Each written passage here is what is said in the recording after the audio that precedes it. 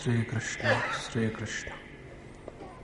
गुरुर्ब्रह्मा गुरुर्विष्णु गुरुर्देवो महेश्वरः गुरु साक्षात् परम ब्रह्म तस्मै श्री गुरवे नमः। तस्मै श्री गुरवे नमः।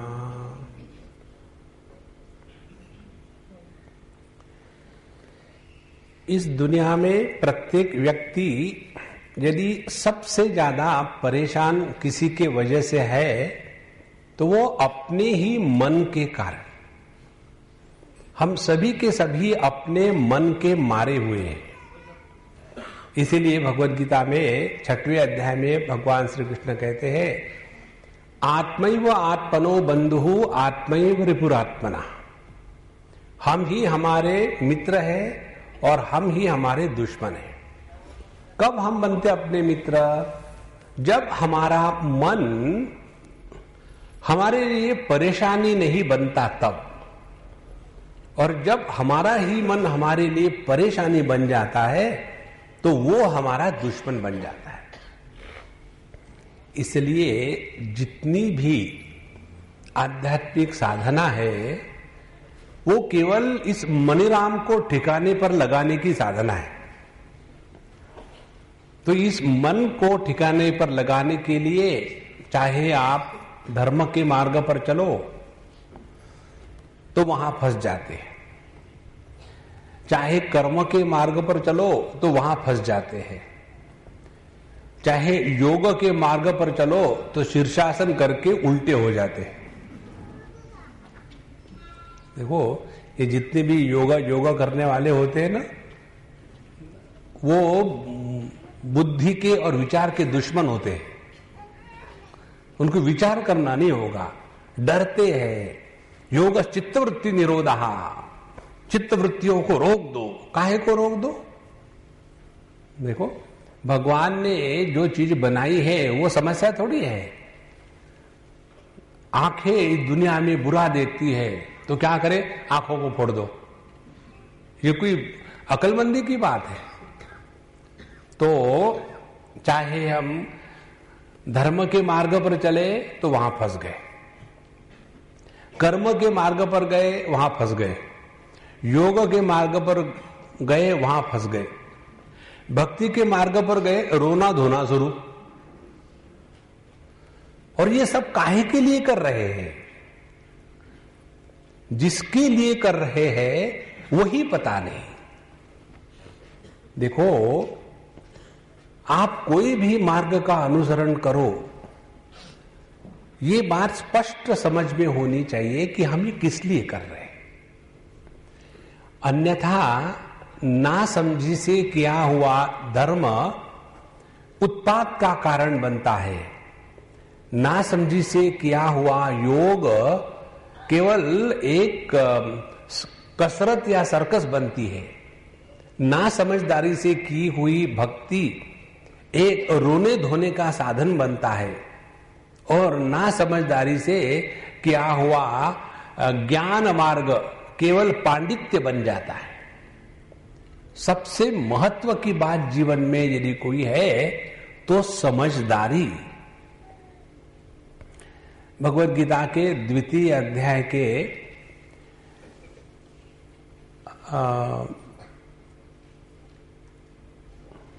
स्थित प्रज्ञ पुरुष के लक्षण के पहले 5-6 श्लोकों में भगवान श्री कृष्ण ने बुद्धि की बहुत तारीफ करी।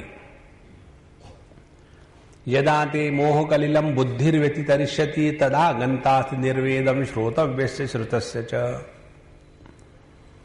श्रुति विप्रतिपन्ना ते यदा स्थास्यति निश्चला समाधावचला बुद्धि तदा योगम अवाप्स्यसि बुद्धौ शरणमन्विच्छ कृपणः फलहेतवः। एक बार दो बार नहीं, 6 बार उन्होंने बुद्धि की तारीफ करी। और बुद्धि है क्या? बुद्धि माने समझदारी। और ये समझदारी ही हमारे पूरे जीवन का आधार है। हमारे जो मौजूद सूत्र है उसमें से एक सूत्र ये है, जो आदमी दूसरे के कारण दुखी होता है वो बेवकूफ होता है। बहुत सिंपल सूत्र है। यदि आप पत्नी के कारण दुखी होते हो, फिल इन द गैप, मैं नहीं कहूंगा। यदि आप पति के कारण दुखी होते हो तो आप स्वयं जिम्मेदार हैं। देखो, इस दुनिया में एक असंभव बात सभी करना चाहते हैं और उसी के कारण सभी दुखी हैं, और वही बात हम नहीं करना चाहते, इसीलिए हम मौज में हैं। कौन सी बात है वो? हम सभी के सभी दूसरों को सुधारना चाहते हैं, दूसरों को बदलना चाहते हैं।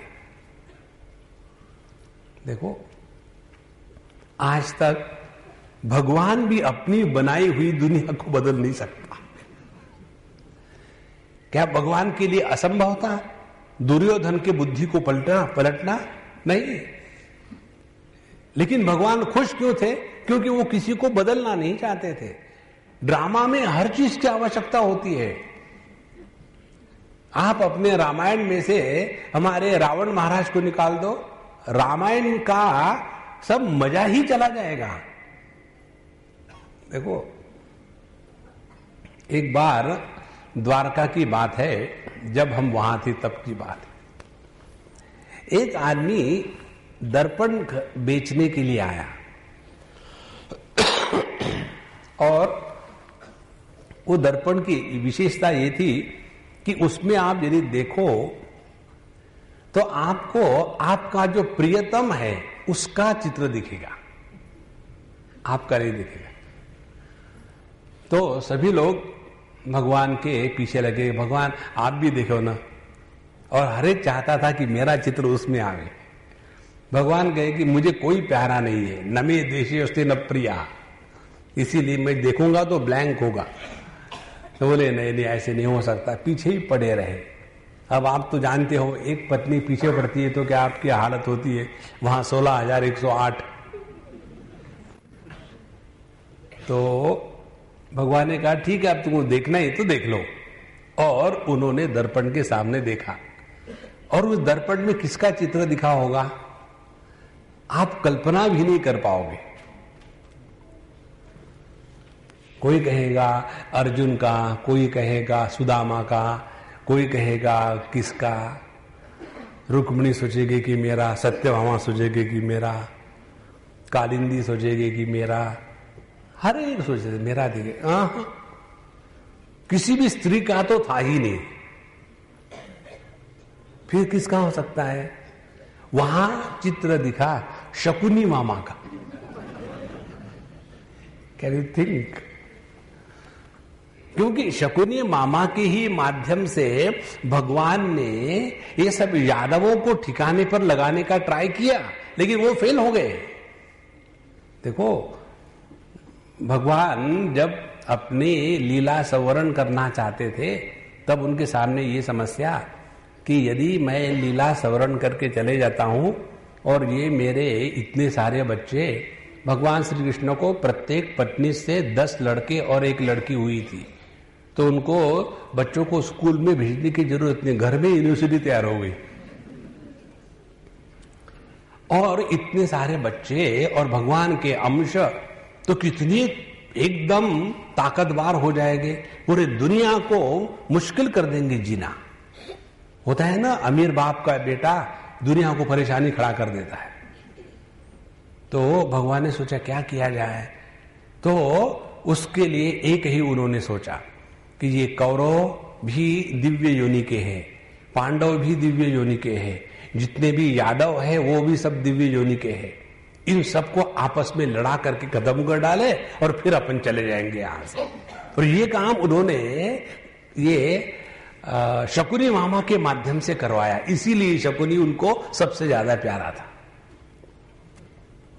और भगवान ने सोचा कि मैं बड़ा स्मार्ट हूं, सभी के सभी यादवों को एक दूसरे में झगड़ा करके, तो जितने भगवान के पुत्र थे, आपको मालूम है सब कथा प्रभास में जाने के बाद उन्होंने गलत बातें करना शुरू कर दी और शराब इत्यादि पीना शुरू कर दिया, एक दूसरे को झगड़ा करने लग गए। और भगवान जब गए कि भाई ये बंद करो, क्या बकवास लगा दिए, तो भगवान को मारने उठे। तो सबका आपस में झगड़ा होकर के नाश हो गया। लेकिन उसमें से कुछ यादव फिर भी बचे और अभी भी परेशानी चल रही है।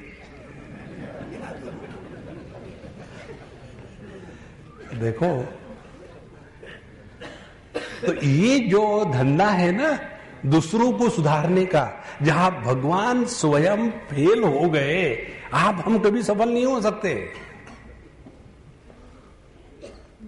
अब इस सिद्धांतों को जीवन में उतार लो तो क्या होगा? आप अपने पत्नी को जैसी है वैसे स्वीकार करोगे, आप अपने पति को जैसे है वैसे स्वीकार करोगे, आप अपने बच्चों को जैसे है वैसे स्वीकार करोगे, आप अपने mother in law father in law को जैसे है वैसे स्वीकार करोगे। देखो, और ये आपने किया कि आप ध्यान में आ गए। You are in meditation. Meditation माने क्या? मेडिटेशन माने किसी भी कारण से विक्षेप निर्माण नहीं होना, वो मेडिटेशन। और क्या है? देखो कितनी सिंपल टेक्निक है, लेकिन हम चाहते हैं दूसरे सुधरे। आज तक कोई किसी को नहीं सुधार सका। ये बात जीवन में उतारो। 24 आवर्स मेडिटेशन। इसीलिए हमको एक बार हम बेंगलोर आए, जैसे उतरे हवाई जहाज से सामान इकट्ठा करने के लिए, वो बेल्ट के पास खड़े थे। तो एक सज्जन हमको मिले, स्वामी जी नमस्ते जी, हम आपको सुनते हैं टीवी पर, लेकिन मुझे हमेशा एक चीज आपकी तरफ देख करके दुख होता है। मैंने क्या करूं, भगवान का बनाया हुआ चेहरा है, मेरा तो कोई इसमें दोष है नहीं, मैन्युफैक्चर डिफेक्ट। बोले नहीं ऐसी बात नहीं, दुख इस बात का होता है कि आप इतने सालों से भगवत गीता सब लोगों को बता रहे हो, लेकिन लोग सुधरते नहीं, इसका आपको दुख नहीं होता क्या? तो हमने कहा देखो, लोग सुधरते नहीं, यही तो हमारी भगवान से प्रार्थना है कि लोग सुधरेंगे तो जाऊं कहां? देखो, आपको मालूम है क्या, ये डॉक्टरों की क्या प्रार्थना होती है? डॉक्टरों की प्रार्थना होती है सर्वे भवन्तु रोगिनः। इसीलिए यह जो दुनिया है ना, जैसी है एकदम बढ़िया है। जो थारी रहाए सो मारी रहाए, मारवाड़ी बनो, जीवन में कभी दुख नहीं होगा। लेकिन हमारा चक्कर यही है, दूसरों को सुधारना चाहते हैं, और जितना आदमी दूसरे को सुधारना चाहता है उतना स्वयं दुखी होता है और बिगड़ जाता है। दूसरा तो नहीं सुधरता, कोयले के दलाली में हाथ काले। इसलिए हम ध्यान रखें इस जगत में कि जो भी कुछ हम कर रहे हैं, काहे के लिए कर रहे हैं? दुखी होने के लिए। आप लोग शादी करते हो काहे के लिए? अब क्या होता है, बंदी मुट्ठी 1.25 लाख की। जिस दिन आपके मन में ये बात उतर आएगी ना, उस दिन के बाद आपको कभी भी आपका मन परेशान नहीं करेगा। मन के साथ झगड़ा मत करो। मन के साथ झगड़ा करना मानने वालों में कैसा है? एक बार हैदराबाद की बात है, बहुत पुरानी बात। हम आए, किसी के घर गए और उनका एक छोटा सा लड़का था 5 साल का, और उसकी बहन हो गई थी 6 महीने की। अब जब हम उसके यहां गए तो उसके दादाजी हमारे अच्छे मित्र, तो दादाजी, दादी और उस बच्चे के पिताजी, माँ और वो छोटा सा बच्चा, हम ड्राइंग रूम में गए बैठे। अब वो 5 साल का बच्चा चाहता है कि सबका सब अटेंशन मुझे ही मिले। होते ना कई बच्चे हमेशा चाहते सब अटेंशन उनको मिले। अब हम कुछ डिस्कस कर रहे थे तो बीच में आकर के ये करेगा, वो करेगा, कागज दिखाएगा, पेंसिल दिखाएगा, फिर उसके तरफ उसके बात करो तो सर पे चढ़ेगा, उसको डांटो तो रोएगा, और इस प्रकार से उसने पूरे माहौल को खराब कर दिया। फिर यहां सोफे से कूद करके वहां कूदेगा, फिर खिड़की पे चढ़ेगा, फिर नीचे जंप मारेगा। अरे भैया, वहां बड़े लोग कुछ बात कर रहे, लेकिन अटेंशन मेरे को देखो, मुझे देखो। और जब ऐसा हुआ तो उसकी मां परेशान आ गई, उसको हो के खूब धुनाई पिटाई की, उसको बाथरूम में बंद कर दिया और वो चां चल रहा है। और मैं वहां एकदम पूर्णमदः पूर्णमिदं पूर्णात् पूर्णमुदच्यते, और वो होने के बाद उस विषय को मैंने कहीं छेड़ा नहीं। फिर हम लोग नाश्ता नुश्ता किए, फिर उनके मंदिर में गए, आरती वगैरह करी, तो उस समय उस लड़के की माँ आकर के मुझे कहती है, एकदम रोने लगे, बोले स्वामी जी मैं इतनी तंग आ गई उस बच्चे के कारण, क्या करूं। हमने कहा अम्मा, जैसे तुम्हारा बच्चे के कारण तुम तंग आ गई हो ना, वैसे ही मैं तंग आ गया था अपने मन के कारण। तो मैंने जो अपने मन के साथ किया वो तुम इस बच्चे के साथ करो। क्या? इसको महत्व देना बंद कर दो, उसको अच्छा भी मत कहो, बुरा भी मत कहो। आता है तो आया, जाता है तो गया। हम लोग करते क्या है, बच्चे की खामो खाम की तारीफ करते हैं। जी हमारा ये ना डम्बू, ये इतना अच्छा कहता है, त्वमेव माता च, देखो बेटा कहो। और वो डम्बू नहीं कहना चाहता, ये डम्बी ही कहना शुरू कर देती है। देखो तुम कहो, त्वमेव माता च पिता, कहो बेटा त्वमेव पिता च कहो। और वो स्वयं ही पूरी कह देती है और बाद में कहती है, स्वामी जी कितना अच्छा कहा। किसने? बच्चे ने कि मां ने? तो ये हम ही अपने बच्चों को बिगाड़ के रखते हैं ना, और फिर वही बच्चा सर पे जाके चढ़ जाता है। यही बात हम सब ने अपने मन के साथ करी है। जो भोगी है वो मन को ज्यादा महत्व दे करके बिगाड़ के रखते हैं। जो योगी है वो मन पर बलात्कार करके उनको बिगाड़ के रखते हैं। दोनों एक्सट्रीम में है। बहुत आवश्यक बात है। मन को भोगी भी मत बनने दो और योगी भी मत बनने दो। मन को मन रहने दो ना। देखो हमारी परेशानी क्या है? हमारी परेशानी ये है कि हमारे घर के सामने का जो रास्ता है उस पर से केवल साधु संत ही जावे, एक भी गुंडा वहां से नहीं जाना चाहिए। तो फिर क्या करोगे? हम हाथ में डंडा लेके वहां खड़ा हो, और हमारे हाथ में डंडा दे करके लोग हमको ही गुंडा कहने लगते। देखो, अरे भैया रास्ता है, रास्ते पर कभी साधु संत भी जाएगा, कभी भैंस भी जाएगी, ये होता ही है। ये समझदारी को जागृत करना है। इस जगत में कोई भी वस्तु अकेली नहीं है। हर एक वस्तु का अपना जुड़वा है। जन्म है तो मृत्यु है, सुंदर है तो कुरूप है, अमीर है तो गरीब है, स्वास्थ्य है तो बीमारी है, डॉक्टर है तो पेशेंट है, बीवी है तो पति है। ये जगत ऐसा ही बना है।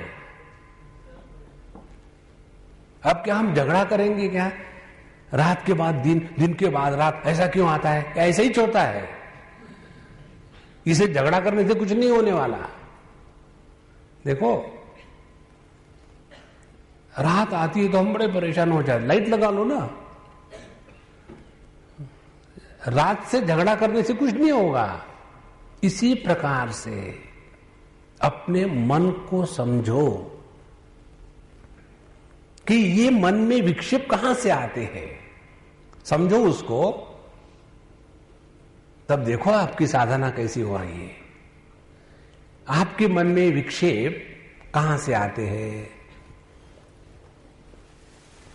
जब हमने किसी वस्तु, व्यक्ति, देश, काल, परिस्थिति इत्यादि को ज्यादा महात्म्य दे के रखा है तो वही हमको विक्षेप का कारण बनते हैं।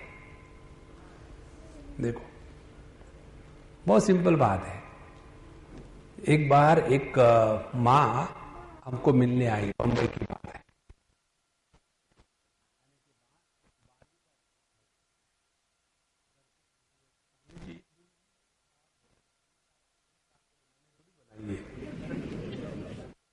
जिसने बनाया उसको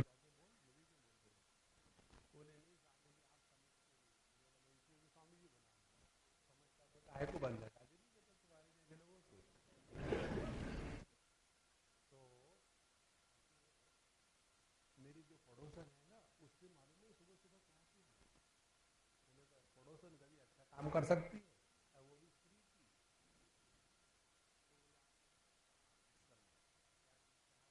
उसने सुबह सुबह आकर के मुझे मिठाई खिलाई।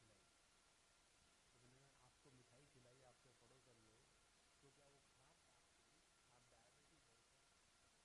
बोले नहीं। फिर इसमें खराबी क्या है? बोले मालूम है क्यों? उसका लड़का मेरे, मैंने बोला देखो मेरा लड़का मेरे पे पास होता मैं भी वही करता। बोले नहीं नहीं, समझो, आप समझते नहीं हो। बोले उसने उसके लिए नहीं दी, मेरा लड़का चौथे बार फेल हुआ ना, इसलिए दी मुझे। बुद्धि को समझने के लिए फेल हो जाए। देखो, अब ऐसी जब हमारी विचार करने की प्रक्रिया है तो इसको कौन हमको सुधार सकता है? एक बात सहज जीवन में उतारो, कभी भी उल्टा मत सोचो। किसी ने हमारे तरफ देख करके स्माइल किया, देखो मेरे तरफ देख के हंस रहा है ना, कुछ तो चाहिए उसको, चलो इसलिए वाह, उसने गलती करी, तुम दूसरी गलती कर रहे हो। ये सब अपने मन का प्रक्षेपण है। तो हमने जिसको महत्व दिया है वही हमारे दुख का कारण बनता है, सीधा सीधा हिसाब है। और ये चीज हमने सीखी। देखो, साधना किसको कहते हैं? साधना माने रोज अपने जीवन के अनुभवों से कुछ ना कुछ सीखना। जिस व्यक्ति के जीवन में सीखना बंद हो जाता है वो बुढ़ऊ हो गया। बुढ़ऊ आदमी बाल सफेद या बाल उड़ जाने से नहीं होता। आदमी बूढ़ा तब होता है कि जब उसके जीवन में कुछ नया सीखने की जो क्षमता है वो खत्म हो गई, तो समझ लेना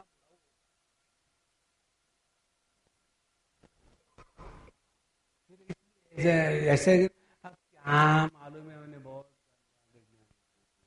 फिर चलो घूमने को, क्या करेंगे घूमने जाएंगे।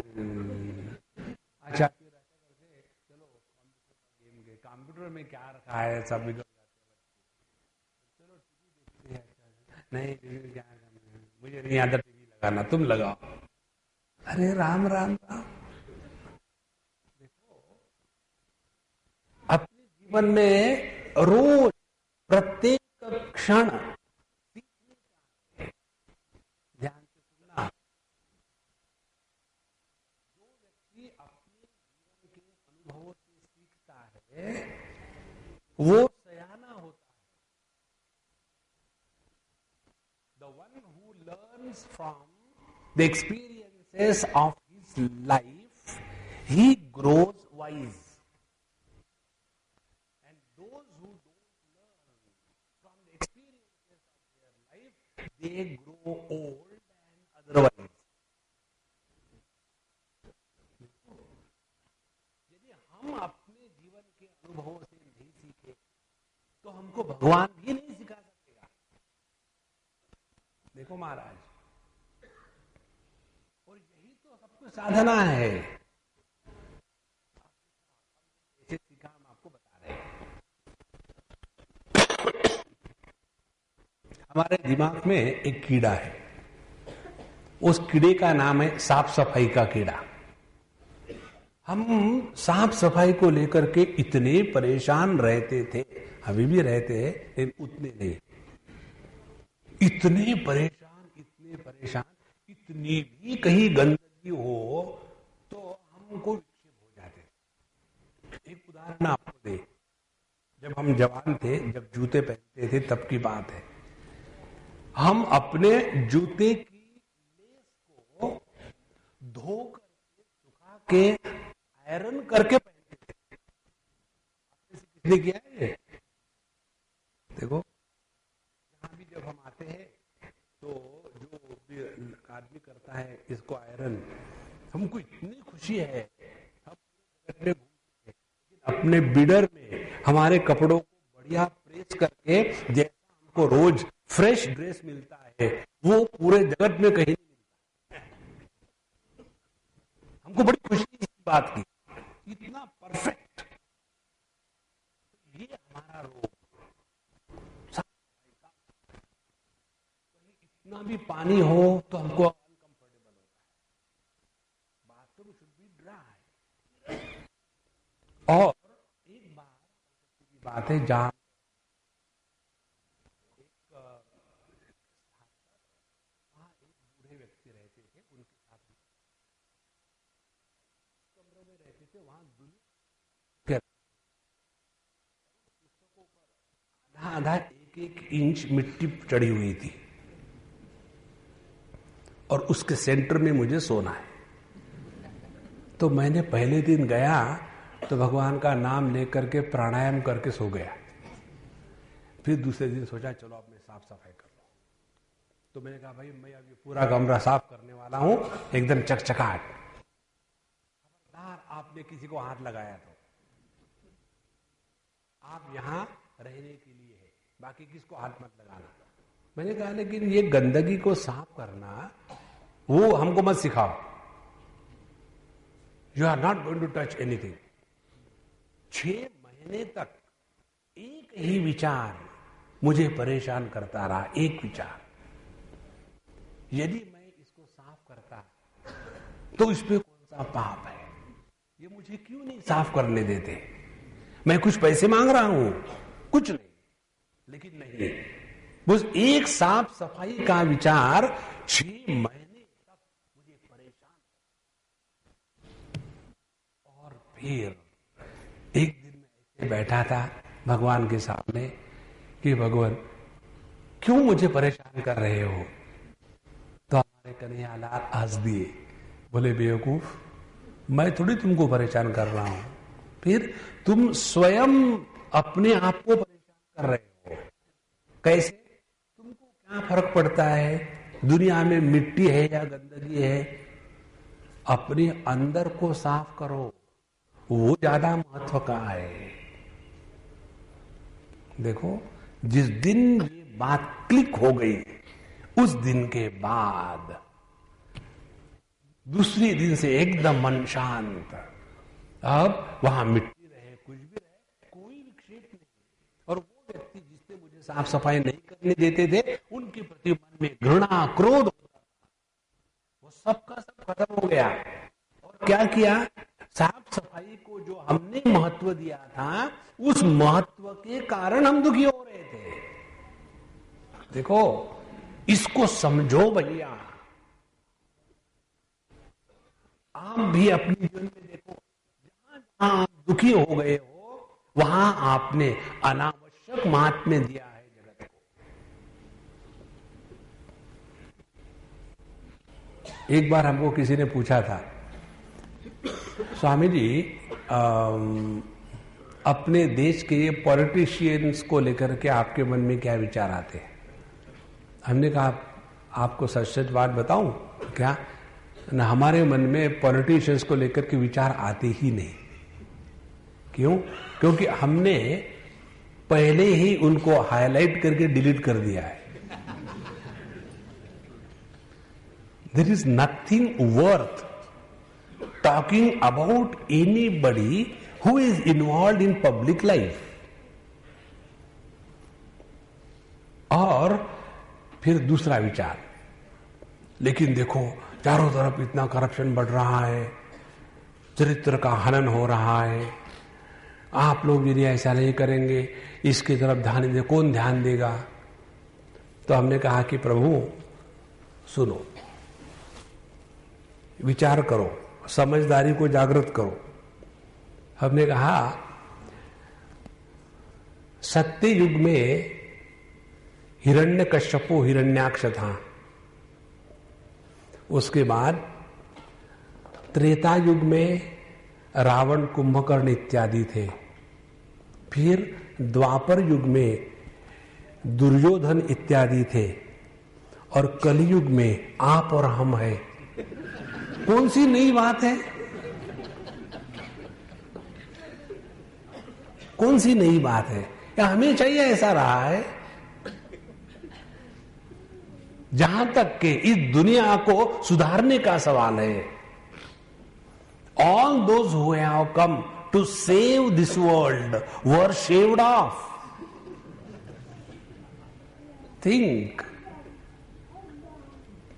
एक बार ये बात हृदय में उतर आएगी ना आपकी, एकदम मस्ती चढ़ जाएगी आपको एकदम। और वो ऐसी मस्ती है, ऐसी नशा है, वो कभी उतरेगी नहीं। फिर देखो, एक सिंपल बात है, केवल समझदारी को ठीक कर लो। ये दुनिया ऐसी ही थी, कभी भी इससे बुरी नहीं थी। अभी हमको कल फोन आया था बंबई से, बोले स्वामी जी अमुक अमुक तारीख को यहाँ एक वर्ल्ड पीस कॉन्फ्रेंस है और हम आपको वहाँ बुलाना चाहते हैं, तो आप कृपया हाँ कह दीजिए। उस दिन आप बंबई में हैं, मैंने आपके आइटिनरी से चेक कर लिया है और उस समय आपका कोई लेक्चर भी नहीं है, तो आप ना मत कहिए, जरूर आइए। मैंने काहे के लिए? बोले हम चाहते हैं कि प्रत्येक धर्म के एक एक दो दो महात्मा को बुलावे, मुसलमान, हिंदू, क्रिश्चियन इत्यादि, और वो लोग role of religion in world peace इसके ऊपर में बोलो। तो मैंने जोर से हंसा। बोले स्वामी जी आप क्यों हंसे? हमने कहा मालूम है महाराज आप क्या कह रहे हो? आप कह रहे हो सभी चोरों को इकट्ठा बुला करके कहे कि जेल को कैसे ठीक रखना चाहिए। देखो, सभी पॉलिटिशियन को इकट्ठा बुला के कह रहे हो देश का भला कैसे होगा। देखो, ये ऐसा है ना, सभी रिलीजियस हेड को इकट्ठा बुला करके जगत में शांति आएगी, हाँ और अशांति हो जाएगी। देखो, ईंट पत्थरों की दुनिया में अशांति नहीं है। ध्यान से सुनना, मैं बम गोला फेंकने वाला हूं, तैयार हो जाओ मरने के लिए। ईंट पत्थरों की दुनिया में कहीं भी अशांति नहीं है। पेड़ पौधों की दुनिया में कहीं अशांति नहीं है। पशु पक्षियों की दुनिया में कहीं अशांति नहीं है। केवल मनुष्य के ही जीवन में दुनिया में अशांति है। कारण क्या? मनुष्य के पास धर्म है, रिलीजन है, इसलिए।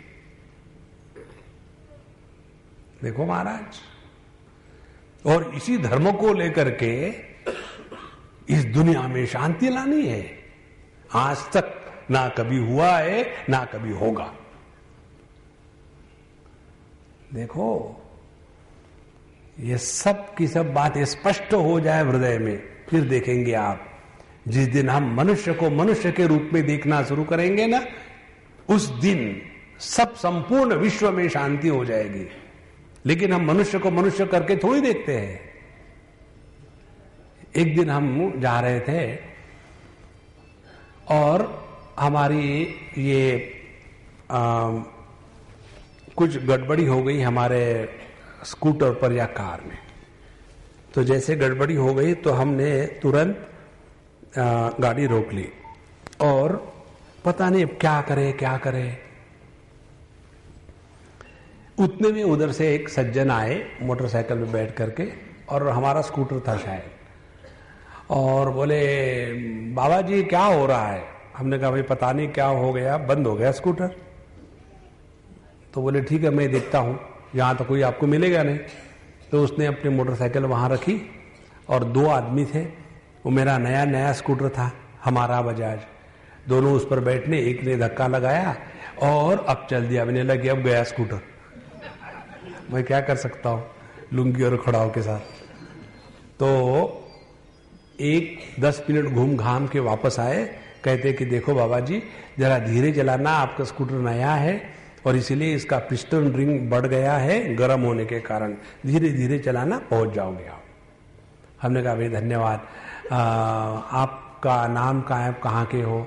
बोले मेरा नाम अब्दुल करीम है और मैं बम्बई का हूँ, और आपका स्कूटर का नंबर बम्बई का था तो मुझे लगा अपना बम्बई आदमी है। कहाँ रहते हो। मैंने कहा मैं माहिम में रहता हूँ। अरे मैं भी माहिम में रहता हूँ।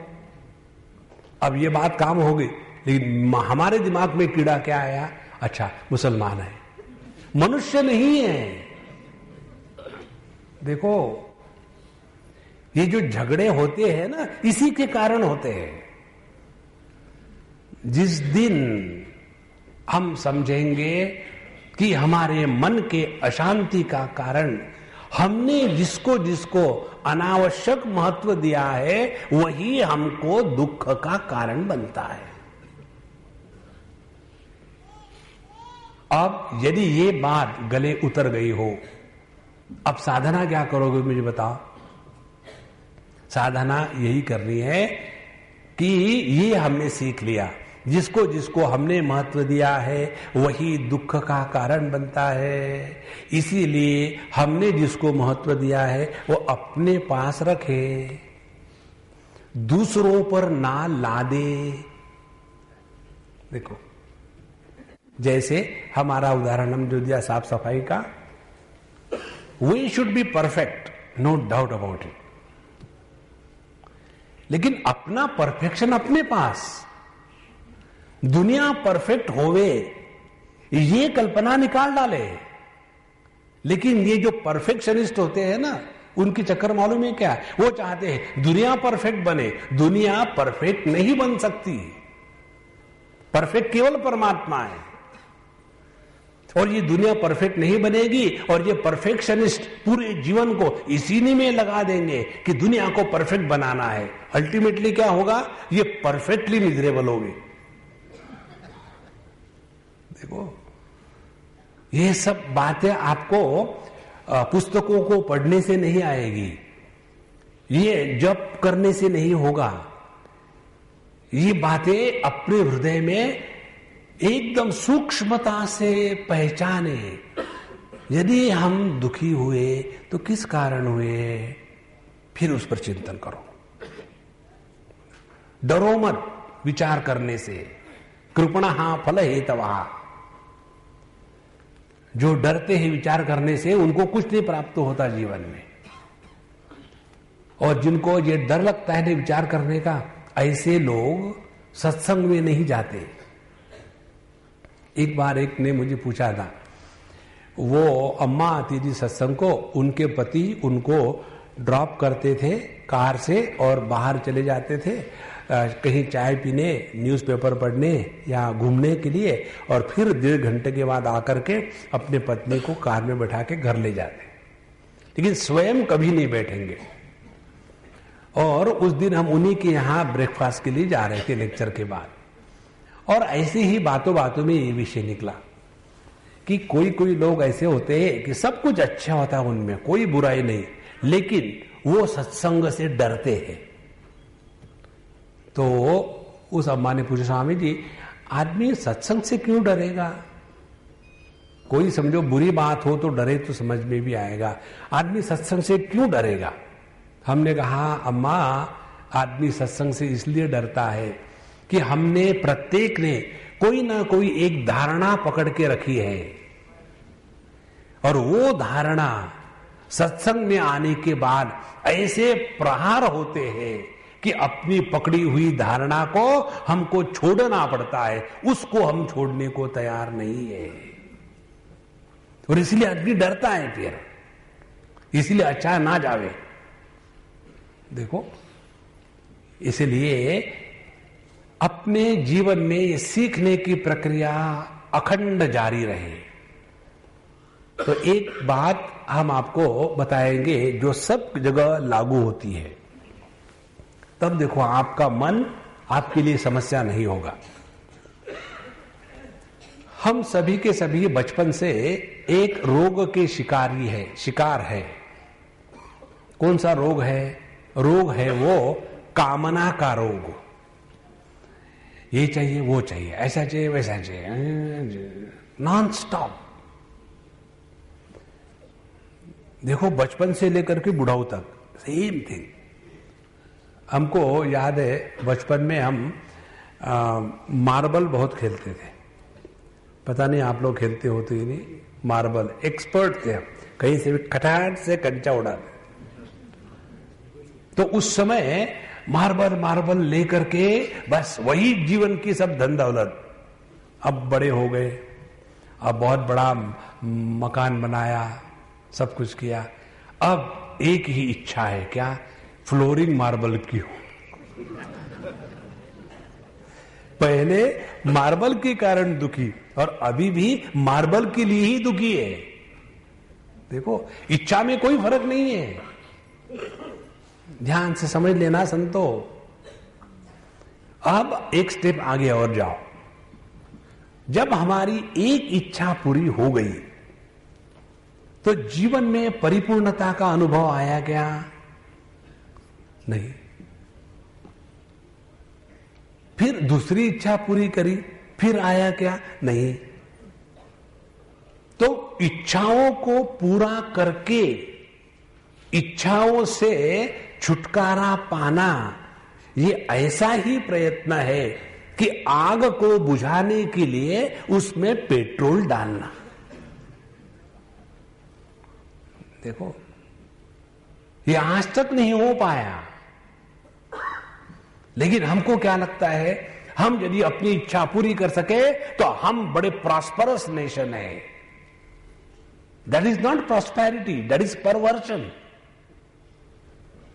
देखो, तो जहां आपकी ये समझ ठीक हो जाएगी,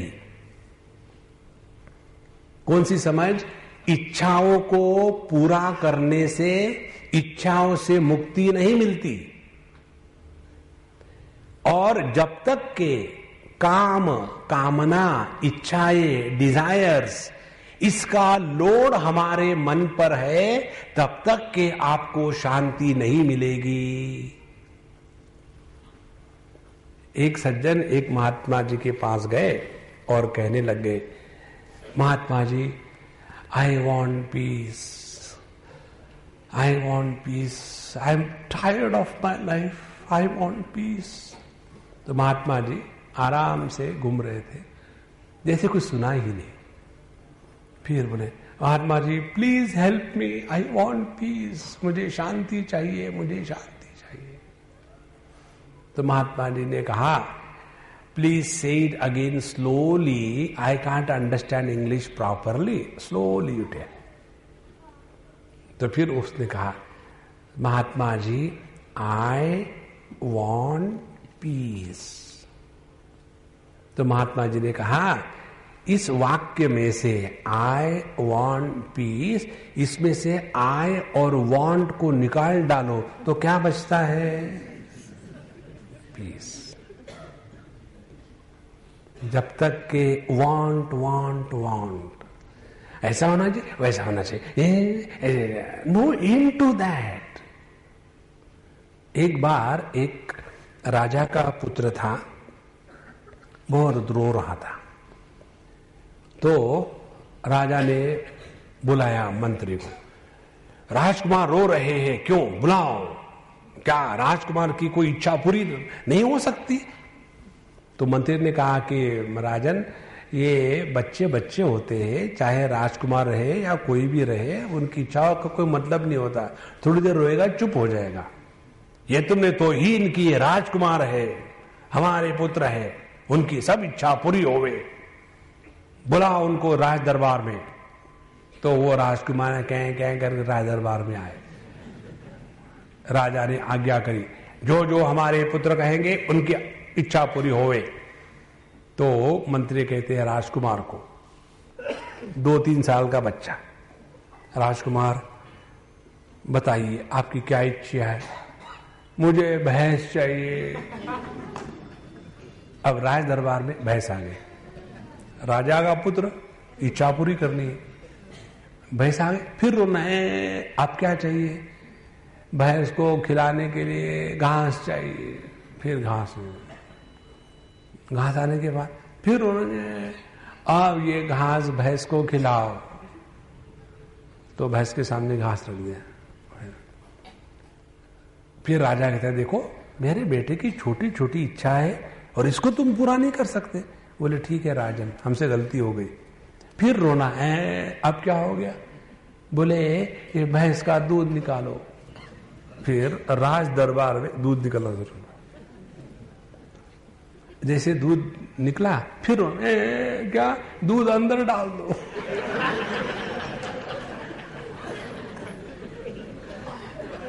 बताओ, ये कोई अर्थ है इन इच्छाओं का? हम लोगों की इच्छाएं इससे बढ़कर के नहीं, ऐसी ही है। देखो, जिस दिन ये बात समझ में आएगी कि हम पागल कुत्ते के जैसे दौड़ते हैं ना इधर से उधर में, तो उसके पीछे एक ही है, मुझे ऐसा चाहिए, मुझे वैसा चाहिए, यो होना चाहिए, वो होना चाहिए। देखो, जिस दिन आपके हृदय से ये काम का जंतु निकल जाएगा, यदा सर्वे प्रमुच्यन्ते कामा यस्य हृदय स्थिताः अथ मर्त्यो अमृतो भवति अत्र ब्रह्म समश्नुते। कठोपनिषद में बताते हैं, जिस क्षण हमारे हृदय से कामनाओं का तूफान शांत हो जाता है, उसी क्षण हम परब्रह्म परमात्मा है। हम में और परमात्मा में जो एक पर्दा है, उस पर्दे का नाम है चाह। और ये जो चाह की जो आह है, वही हमको दुखी बनाती है। एक हमारे महात्मा जी कहानी बताते थे। बोले भगवान ने सब कुछ निर्माण किया, फिर उन्होंने आह निर्माण करी। आह माने कर्स, जहां तेरा सत्यानाश हो जाएगा, ऐसी जो भाव उसको कहते आह। उसको आह लग गई। तो जब ऐसे आह भगवान ने बनाई, तो बोले जा, तुमको जहां जाना रह ले, किसी के भी साथ शादी कर ले। आह स्त्रीलिंगी है। तो आह निकली भगवान की दुनिया में, और उसको स्वीकार करने के लिए कोई भी तैयार नहीं। Who will want to marry a curse? तो कोई भी उसको लेने के तैयार नहीं। फिर वो पहुंच गई, भगवान देखो मुझे कोई नहीं चाहता, अब मैं क्या करूं, अब मैं कहां जाऊं?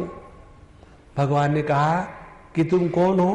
बोला आप ही ने मुझे निर्वाण किया, मेरा नाम है आह, और जहां भी मैं जाती हूं कहती हूं कि मेरा नाम आह है, मेरे से शादी करोगे? तो लोग भागते हैं।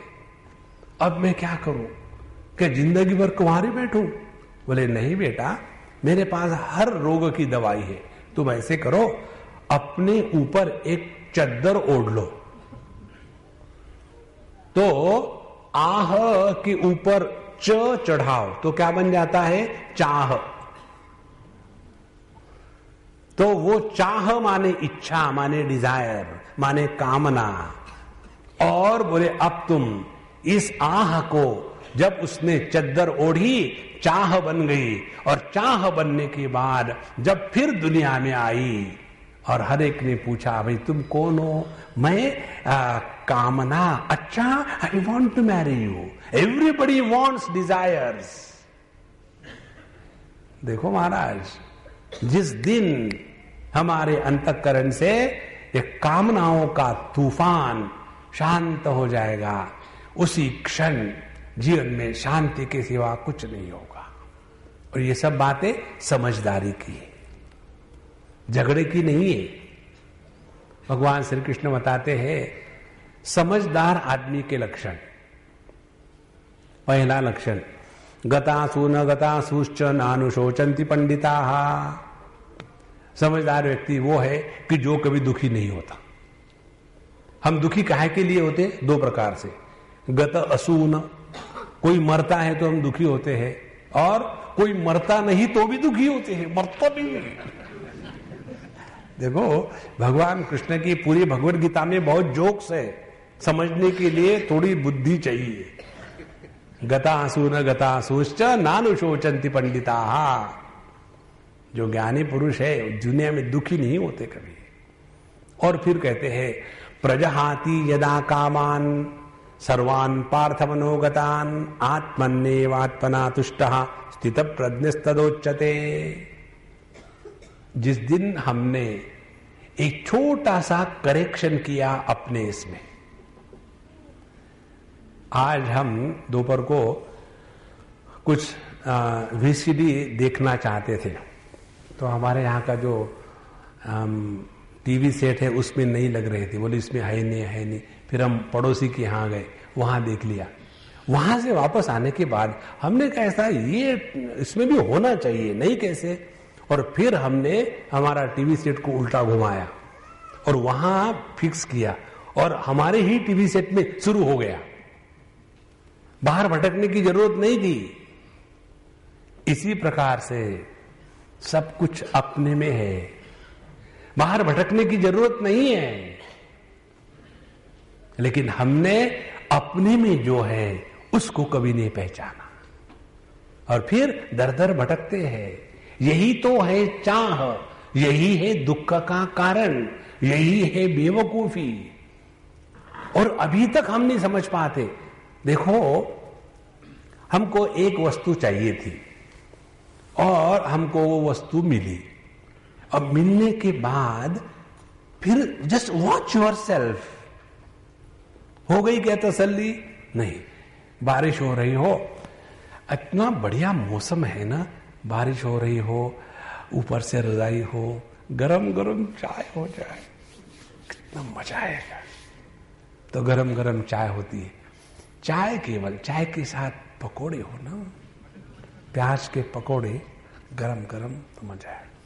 प्याज के पकोड़े को अकेला थोड़ी कोई खाता है, उसके लिए मिर्ची के भी पकोड़े चाहिए। मिर्ची फिर उसके साथ कुछ कोई अच्छी मूवी नहीं है क्या? मूवी लगाओ, मूवी देखेंगे। There is no end. देखो जिस दिन ये बात समझ में आएगी, ध्यान से सुनना, मन का जीवन कामना के अन्न पर चलता है। जिस दिन मन में से कामना हट जाएगी, मन जिंदा नहीं रह सकता।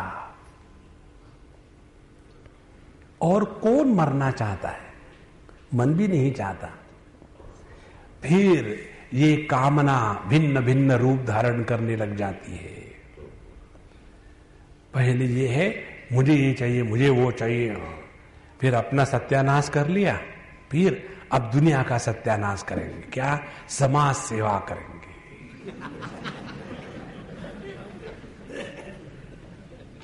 है ना? जितने समाज सेवक है ना, अब देखो समाज सेवा का क्या अर्थ होता है। समझो मैं, उदाहरण दे रहा हूं संतो, समझो मैं शराबी हूं और आप मेरे पास आओगे और मेरा भला करना चाहोगे, तो आप मेरा भला किसमें सोचेंगे? कि मैंने शराब पीना छोड़ना चाहिए, है ना? आकर के मुझे कहोगे देखो स्वामी जी आप सब कुछ ठीक है आपका, आप तो सॉलिड स्पिरिचुअल है, फिर आपको लिक्विड स्पिरिचुअलिटी की क्या जरूरत है?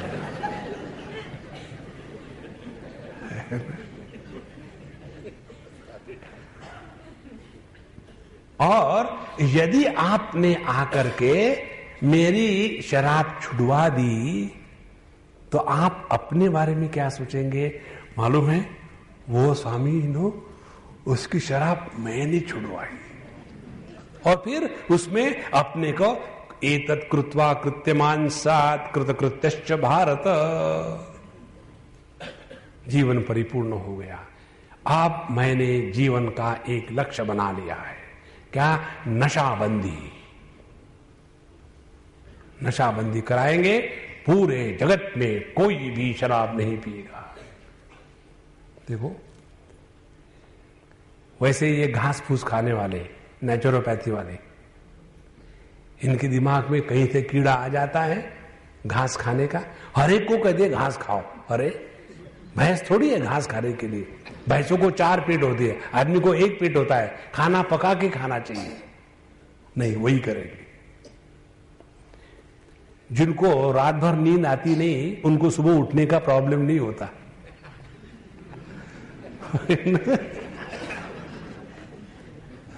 तो ऐसे बुढ़ाऊ घर में जवान बच्चे लड़के लड़कियां सो रहे हो, उठे, उठो उठो, देखो ब्रह्म मुहूर्त पर उठना चाहिए। दूसरे की नींद खराब कर दी, चलो बहुत अच्छा हो गया, क्या समाज सेवा हो गई। देखो, जब तक के स्वामी जी बच्चों को अच्छे संस्कार नहीं डालेंगे तो हमारे संस्कार कौन करेगा?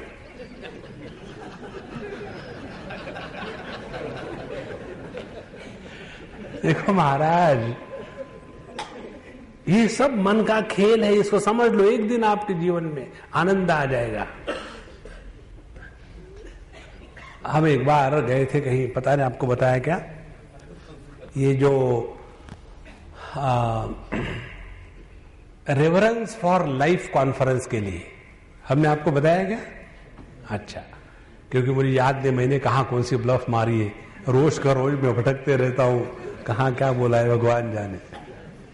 तो एक जगह में कॉन्फ्रेंस थी पूना में, 95 की बात है शायद, या 94 की, world conference reference for life, और 103 कंट्रीज में से लोग आए थे और बड़ा इंटरनेशनल माहौल था।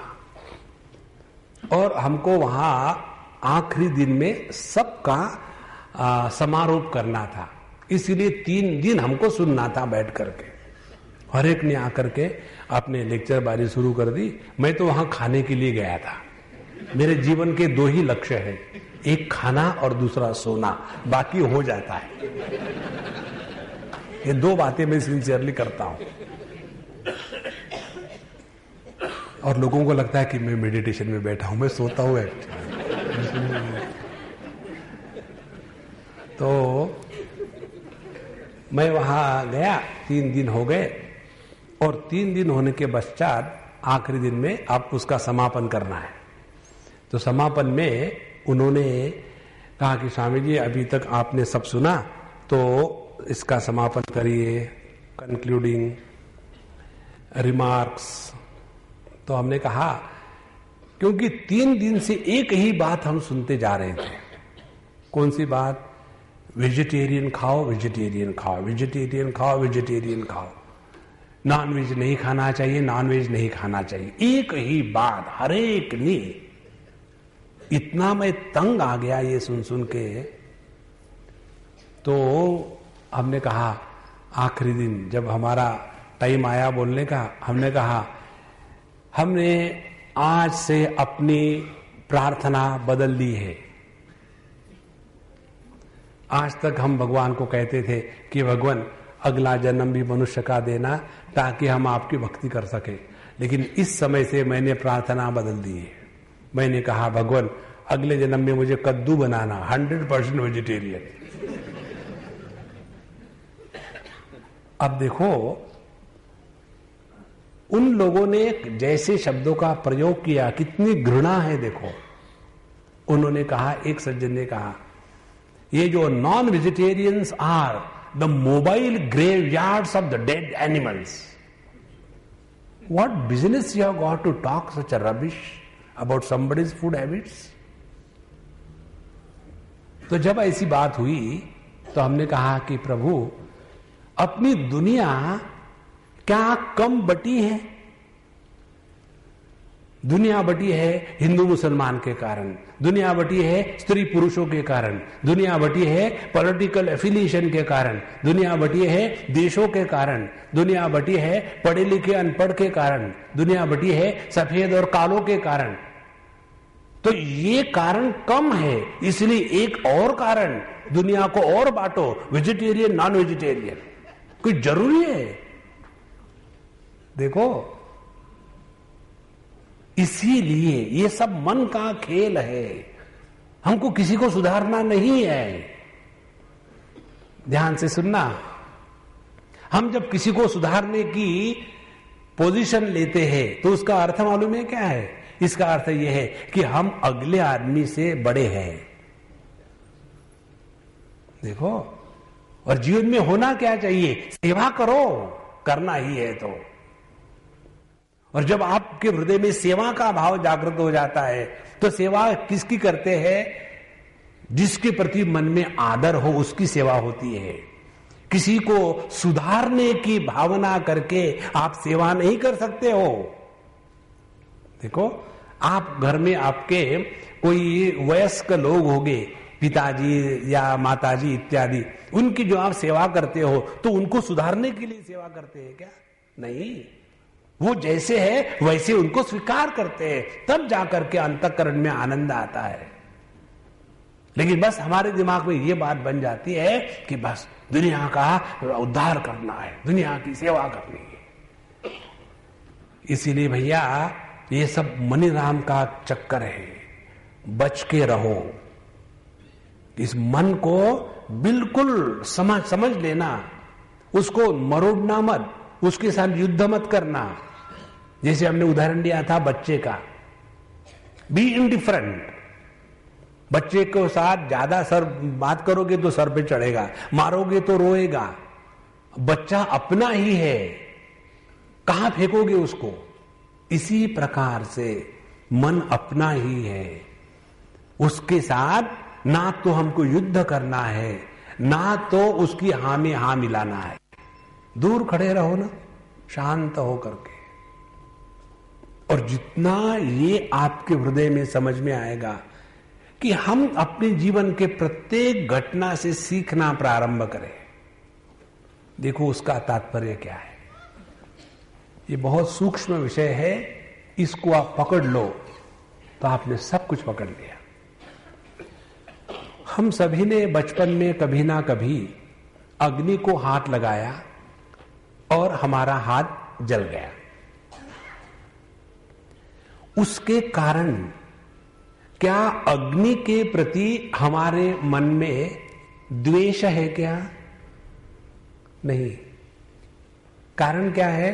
कारण यह है कि हमने सीखा कि अग्नि को हाथ लगाने से हाथ जलता है, और वो सीखने के बाद अब जहां भी अग्नि के साथ संपर्क है उस समय वो ज्ञान को हम जागृत करते हैं कि हे अग्नि है, एक बार हाथ जल गया था तो संभाल के रहो।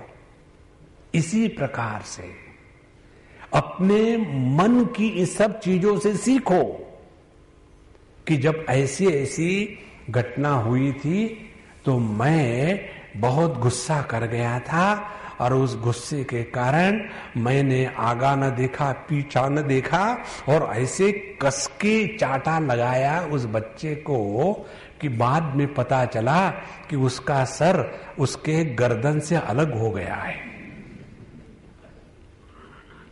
लेकिन आप क्या कर सकते? एक बार अपने ही अनुभवों से सीखना प्रारंभ कर दो। आप स्वयं साक्षात भगवान दत्तात्रेय हो। भगवान दत्तात्रेय कौन थे? जिन्होंने हर एक से सीखा। उनके 2 दर्जन गुरु थे। देखो, इसीलिए भगवान दत्तात्रेय अवधूत शिरोमणि। अवधूत शिरोमणि कौन है? जो सबसे सीखता है, जो सिखाता नहीं। सिखाने वाले दूसरे होते हैं, सीखने वाले असली साधक होते हैं। आज तक कोई किसी को नहीं सिखा सकता है, सीखना हमको अपने आप को है। इसलिए जब उनको पूछा गया कि भगवान आपके पास ये मस्ती कहां से आ गई, बोला अपने गुरु महाराज ने सिखाई। अच्छा, कौन है आपके गुरु महाराज? बोले लिस्ट बताऊं, एक है या दो है, 2 दर्जन है। गुरु की काहे का दरिद्र, अपना तो भैया एक ही गुरु है। हाँ 2 दर्जन लिख लो। और कौन गुरु है? आप जिससे सीखते हो वो आपका गुरु है। देखो, और सबसे बड़ा गुरु कौन हो सकता है? अपने ही जीवन का प्रत्येक अनुभव। Every experience of our life is our guru, if we are ready and open to learn. लेकिन यदि हमने ये नहीं सीखा तो फिर हमको जैसे शराबी को आदत हो जाती है, और फिर हम जैसे नींद में चलने वाले हैं वैसे ही जीना प्रारंभ करते हैं। फिर हमारे जीवन में ना कोई समझदारी है ना कुछ, फिर कैसे है जैसे कटी पतंग है, बस चले जा रहे चले जा रहे। ये कोई जीवन है?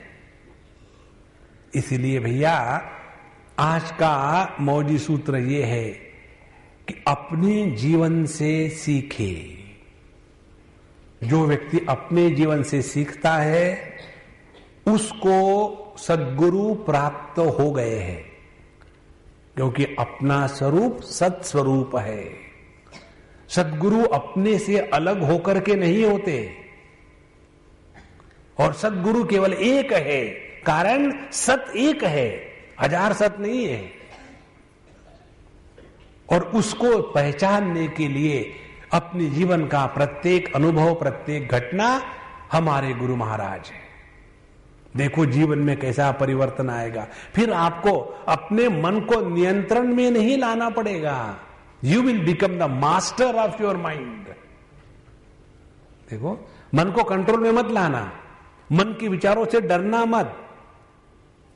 नहीं तो बस अब मुझे मन को रोक देना है कुंभक करके। कब तक के?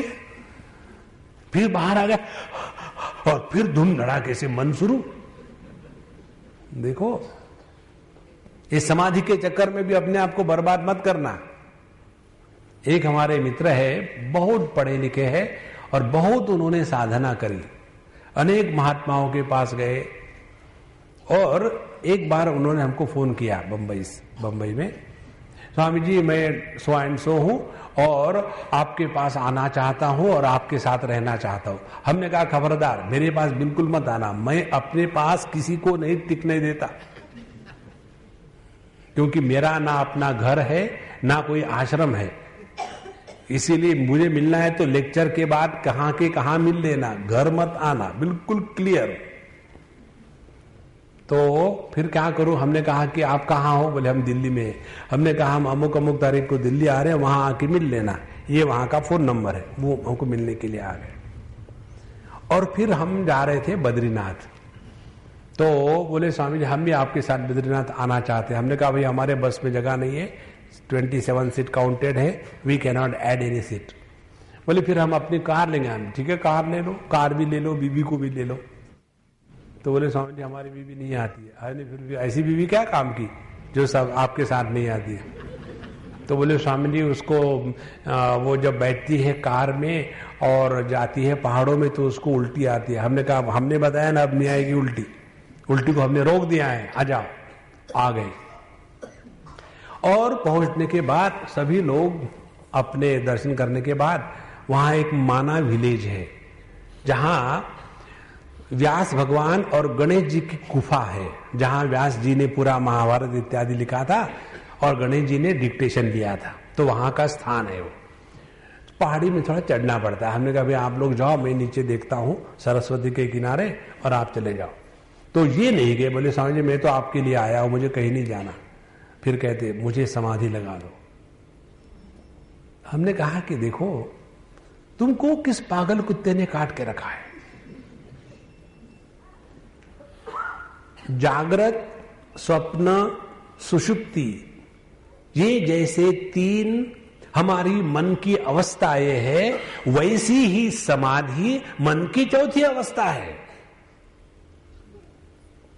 समाधि करके करोगे क्या? यू आर स्टिल इन प्रकृति, उसके बाहर नहीं जाना है। देखो, यही आदमी फंस जाता है और फिर ऐसे लगता है कि बस चित्तवृत्ति निरोध योग हो गया। योग की परिभाषा चित्तवृत्ति निरोध अपूर्ण है। उसके बाद एक और सूत्र आता है, तदा द्रष्टुः स्वरूप अवस्थानम। यदि हमने अपने को पहचान लिया तब उसको योग कहते हैं। केवल मन के विचारों को बंद करना उसको योग नहीं कहते। लेकिन फिर इसी में लग जाते हैं। योगा माने क्या? आसन करना। पूर्ण पतंजलि योग दर्शन में आसन पर एक सूत्र है, लेकिन जितने भी योगा वाले केवल आसन ही करते रहेंगे, बाकी कुछ नहीं। देखो, अपनी समझ सुधारो, और समझ को सुधारना है माने अपने जीवन के प्रत्येक अनुभूति से सीखो। फिर देखेंगे आप 24 घंटे में 24 घंटे आपका सत्संग जारी है। क्यों? कि आप सीख रहे हो। तो क्या सीखना है? एक बात सीख लो कि हमारी जब जब किसी वस्तु को लेकर के विक्षेप की स्थिति थी मन की, तो विक्षेप की स्थिति क्यों आई? क्योंकि हमने ही उस वस्तु को महत्व दे दिया था। यदि हमने किसी वस्तु को महत्व दिया है तो हमको ही उस वस्तु का महत्व कम करना पड़ेगा। Nobody can do it for us. देखो, ऐसे कहते हैं, मुझे मालूम नहीं, लैला मजनू के कहानी में लैला बहुत ही कुरूप थी दिखने के लिए और मजनू बड़ा सुंदर था।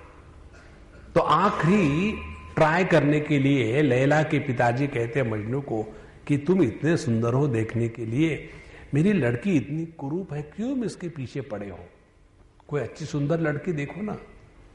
तो मजनू उवाच, मजनू कहता है कि लैला का सौंदर्य देखने के लिए मजनू की आंखें चाहिए, माने बेवकूफी के लिए बेवकूफी चाहिए। देखो, तो ये हमने ही किसी वस्तु को महात्म्य दिया है, इसीलिए वो वस्तु हमको परेशान करती है, तो उसको हम डिलीट कर दे, महात्म्य खत्म। देखो, और ये बात इसी को लेकर के डाइवोर्सेस होते हैं। पहले लड़की का फोटो देखा, हाँ अच्छी लगी, मन उधर जाने लगा, शादी करी, फिर पता लगा कि अरे ये तो भयानक है, एकदम ज्वालामुखी है, मुझे लगा था चंद्रमुखी है।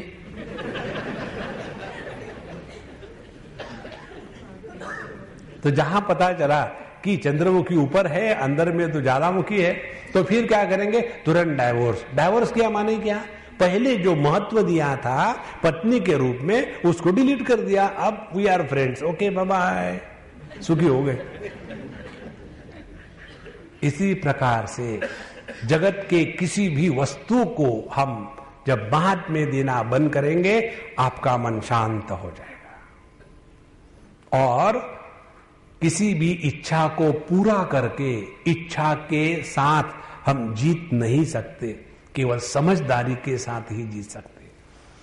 इसके अगली बात मन को लेकर के हम कल देखेंगे। श्री कृष्णा नारायणा गोविंदा। ओम पूर्णमदः पूर्णमिदं पूर्णात् पूर्णमुदच्यते पूर्णस्य पूर्णमादाय पूर्णमेवावशिष्यते। ओम शांति शांति शांति। हरि ओम। श्री गुरुभ्यो नमः। हरि ओम।